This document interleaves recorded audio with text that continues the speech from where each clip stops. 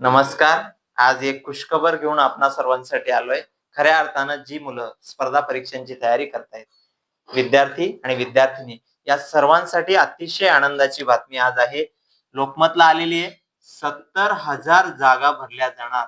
सह्याद्री अतिथीगृह या ठिकाणी मुख्यमंत्री देवेंद्र फडणवीस यांनी ही घोषणा केलेली आहे आणि या 70,000 जागांमध्ये सर्वात महत्त्वाची घोषणा म्हणजे या 50,000 ज्या जागा आहेत, या 50,000 जागा एमपीएससी कडून भरल्या जातील आणि 20,000 ज्या जागा आहेत, या 20,000 जागा इतर शासकीय संस्थांच्या माध्यमातून भरल्या जातील.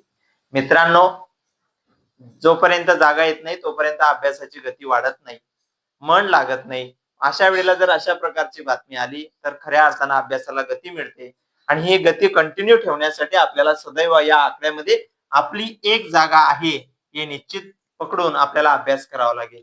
म्हणून अभ्यासाला लागा आणि खास करून या 50,000 जागा एमपीएससी कडून भरल्या जाणार आहेत. त्यामुळे एमपीएससी ला समजून घ्या.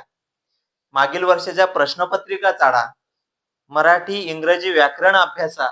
त्यासोबत ग्रुप सी असेल, एमपीएससी कंबाईन असेल, राज्यसेवा असेल, असे मागील सगळ्या प्रश्नपत्रिकांचा अभ्यासाला सुरुवात करा. बघा, तुमचं यश हे निश्चित असेल आणि या 50,000 जागांमध्ये एक जागा तुम्हाला यावर्षी मिळवायची म्हणजे मिळवायची.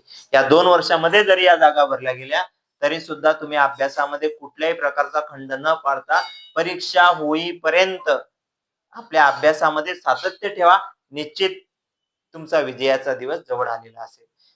आणि या चॅनलला सबस्क्राईब केलं नसेल तर या चॅनलला सबस्क्राईब करा आणि अशाच प्रकारची नवनवीन माहिती तुम्हाला या चॅनलच्या माध्यमातून देण्याचा माझा प्रयत्न असेल. धन्यवाद.